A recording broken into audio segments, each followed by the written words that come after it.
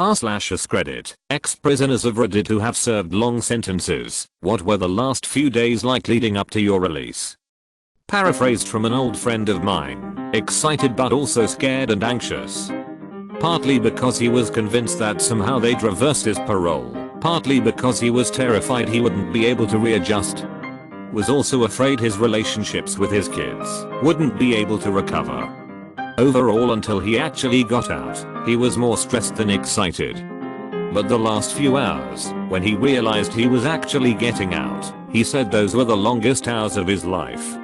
Simultaneously happy but also thinking, okay, they decided I get to go, why the hell can't I leave already? Said it was like taking a plane to go on your dream vacation, but the flight takes forever, there's no movie and you forgot to bring a book. I did 15 as 9 MTHS.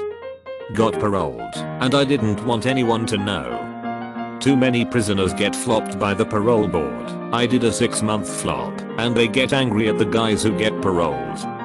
Guys will fight you, just to try and get your parole taken, or some will see it as a chance to steal. Hey, he's going home. He don't need that shit, and he sure ain't gonna fight for it. I gave most of my stuff to lifers/long timers who didn't have family to send them money. So, the last few days were really spent trying to take up the boredom of no way to pass the time. Didn't really work about work, already had a place to live, I'm one of the fortunate ones, just worked at keeping my head down, and getting out of the gate. I asked my friend this, since we are sitting at a diner. He said, you get excited and depressed at the same time. Excited for the freedom, depressed because you will have a hard time getting a job. He had been sentenced for 18 serving just shy of 13. He's doing well for himself and works on hot water heaters for a living. I worked many years in prisons. Many inmates spent their last few days worried about someone tripping them up, so they had to stay longer, providing their release was the type where they earned good time credits. This meant staying around their cells or bunks to keep an eye on things. There was this one really cool old biker dude wrapping up a drug possession with intent who came and asked if I'd look out for him on his last couple days. I told him not to worry, and basically nothing would jam him up. He was super appreciative and got release. I saw him months later working at a gas station and he treated me like a best friend he hadn't seen in decades. I did a year in rehab and met a guy who did 25 years in prison for murder. I asked him a lot about what it was like inside and getting out and what it was like now that he was out. He said he felt scared when he was getting out and kind of sad because of all the people he was leaving. He'd been in that specific prison for over 8 years and knew almost everyone and had some close friendships that he missed.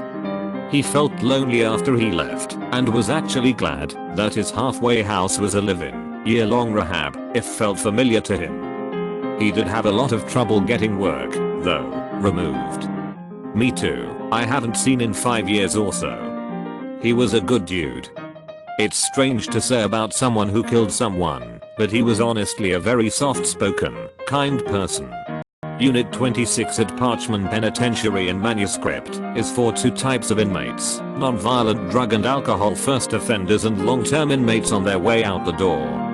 The theory is that those long-term guys need to brush up on their social skills so they get put in with short-time non-threatening drunks and drug users. I would love to hang out in that day room and watch the scared new small-timers realize who they are in with. Dude was an attorney. Didn't come across as dumb and probably isn't, but at some point, man, you gotta remember it's June 28th.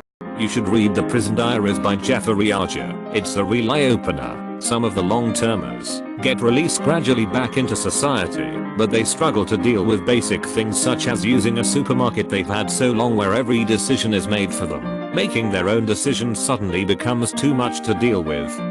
Your instincts are to lock bad people up and throw away the key, but for many prisoners this is counterproductive, and they spend the rest of their lives costing the taxpayer instead of contributing to society.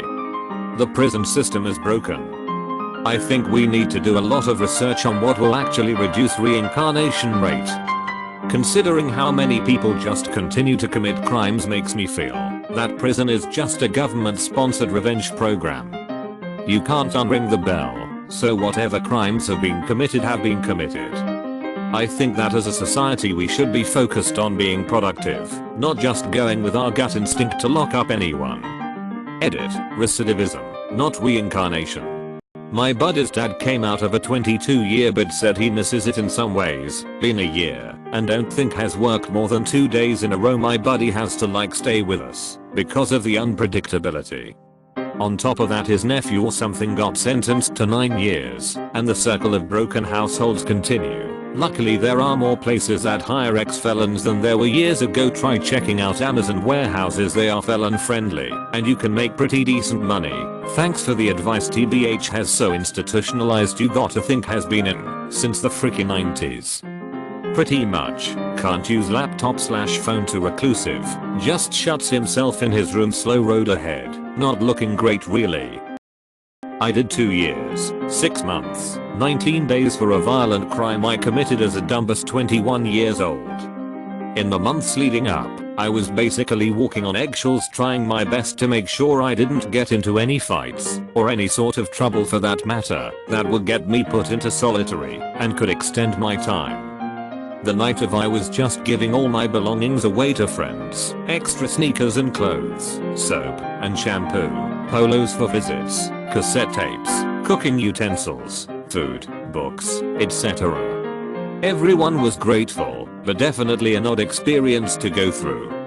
Some of the younger dudes fucked with me a little and roughed me up, more like in a friendly wrestling way, and not actually fighting, but there was some added aggression in there, as I could tell they were pretty jealous.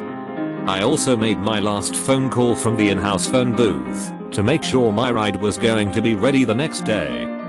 That morning I woke up and was just like, wait, this is really happening? Gave away any last minute shit and said my goodbyes, traded a few addresses, and then was led down to the transport building for final preparations. After changing into street clothes, I sat there from 7:30 to 10:45, all the while with the guards telling me nobody was there to pick me up. I damn well knew my mom was there, and I had to wait until they showed up. Finally they said my ride came, put me in the van, and took me to the main admin building, where I literally just walked up and through the front doors. I remember looking around like, really, I'm just allowed to walk right out? IDK, how to explain it, just a crazy thought to process after being locked up for those 2.5 years and being ordered to do everything, and then suddenly, just go ahead, walk right out. Got out, walked right up to my mom's car. She had been there waiting since 7 AM. Fuck you Coz for that last bullshit ploy. Gave her one of the more emotional hugs of my life, and then got in the car and she drove me the fuck out of there. This October will be 8 years since my release. Not a day goes by that I don't think about it in some way. I work in the field and have worked with long-term offenders during their release. The main comments I keep hearing are / they hate being in crowds. / they can't believe how advanced cell phones are. I tried explaining Pokemon Go to a guy who was about to go out, and he just straight up didn't believe me. He got angry cause he thought I was messing with him. / it's hard to sleep in. / they often wait at home for count, even though there is no count. Sadly, many offenders will actually re-offend to come back in. They feel at home in jail, and the world is a big scary place.